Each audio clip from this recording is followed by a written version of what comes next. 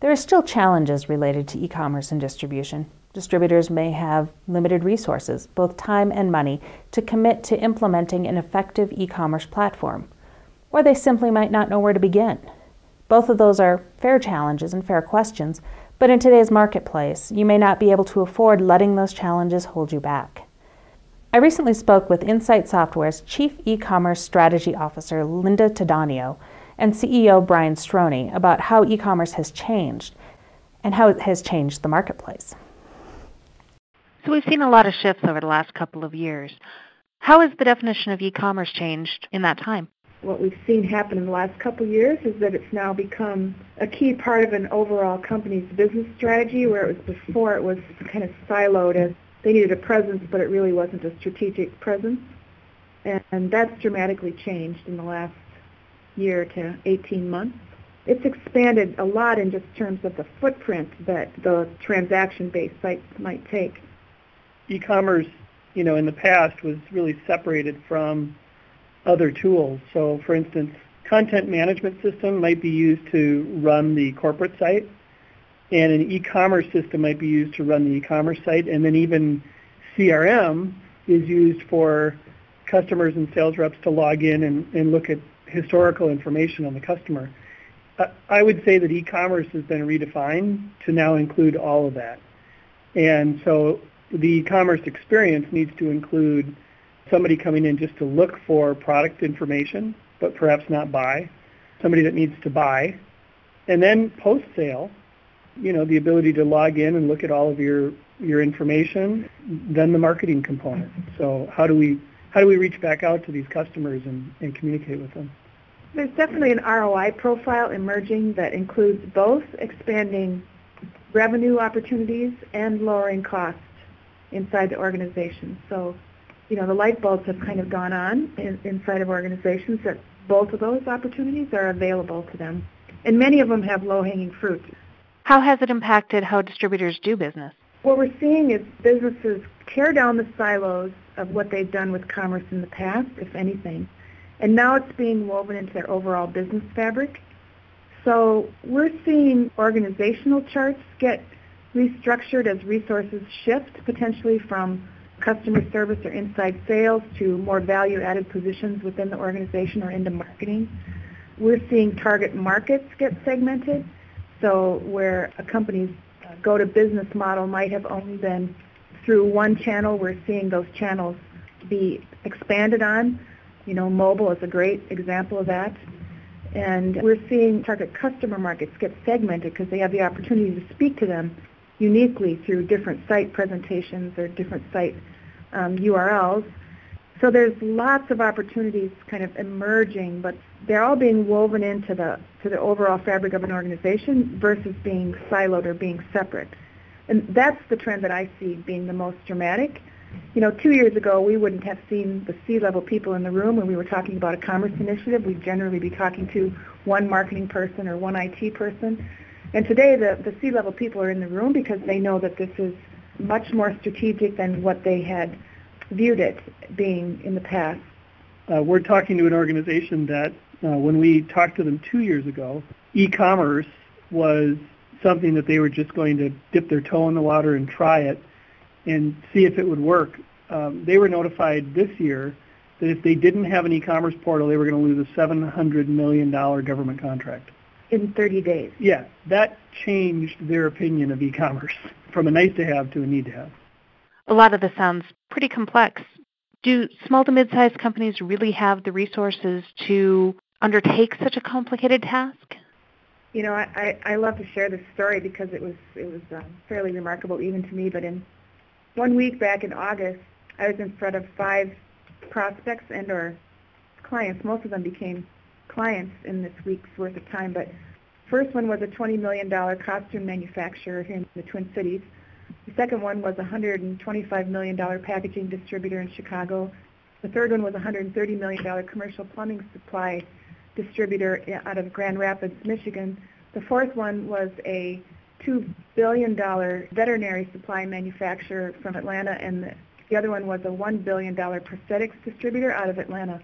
I fundamentally heard the same story from all of them. It didn't matter how small they were or how big they were. They were asking the same questions. They were fundamentally in the same place with their thinking about what they needed or wanted to do with e-commerce.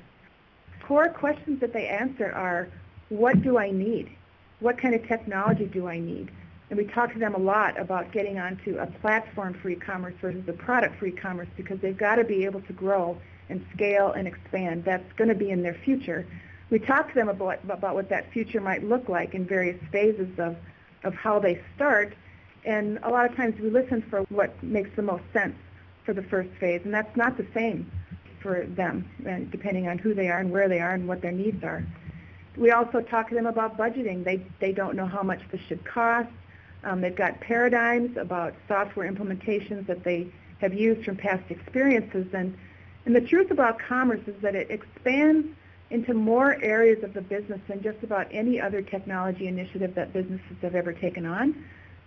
Our opinion is that the large organizations are in worse shape than the small to mid-sized organizations, and the companies that we see emerging from this are almost always a new, agile, mid-sized company that starts taking market share from the big ones.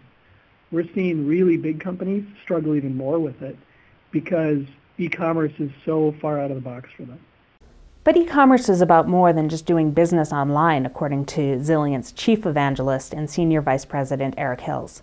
It's about doing business better and making it easier for your customers to do business with you.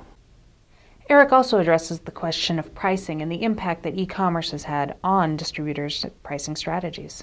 It's about automating the transactional process for new but primarily existing customers. You know, the customer goes to the website, they log in, it's got to be secure, it's got to be differentiated or customized to that individual customer, and they need to be able to find the products, to get the prices that they would expect, the prices that compel them to buy, and complete the transaction all without any manual intervention. So the system that does that, at least in my definition, is the e-commerce system. As far as e-commerce in distribution, I think there are several major impacts that it's having on the business model and the industries. Certainly e-commerce provides actually an opportunity for these companies to provide superior service. If you think about the core value proposition of leading distributors, efficiency, reliability, availability, all of those characteristics can be amplified or enhanced through a well-designed e-commerce system. The other thing that I would highlight, e-commerce requires companies to really master their data and their transactional processes. And if you think about a non-e-commerce, a manual commercial channel like inside sales reps, you know, the people can act as glue and figure out how to deal with all sorts of problems with data, problems with the workflow. But when you run e-commerce, all those things have to be worked out. So that's another major impact, is cleaning up data and processes in order to make e-commerce work well.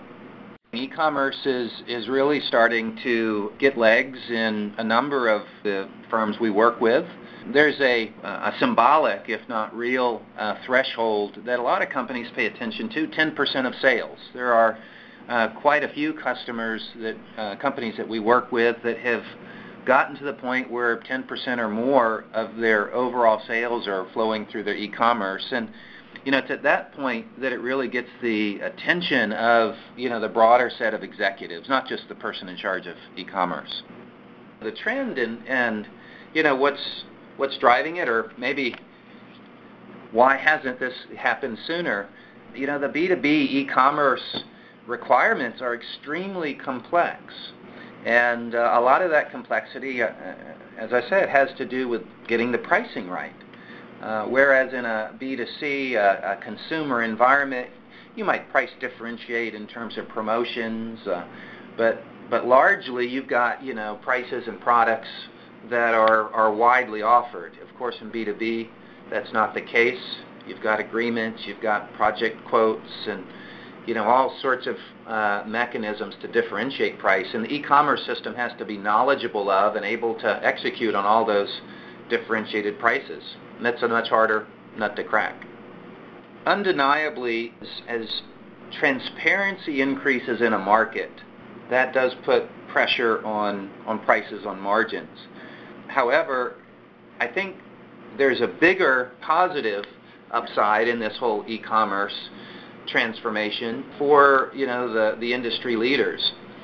If you go back to first principles, distributors differentiate and ultimately derive profits from providing product and service to customers above and beyond what they can get elsewhere. And fundamentally, a e-commerce only provider is unable to provide the service, the value add on many dimensions that traditional distributors are able to.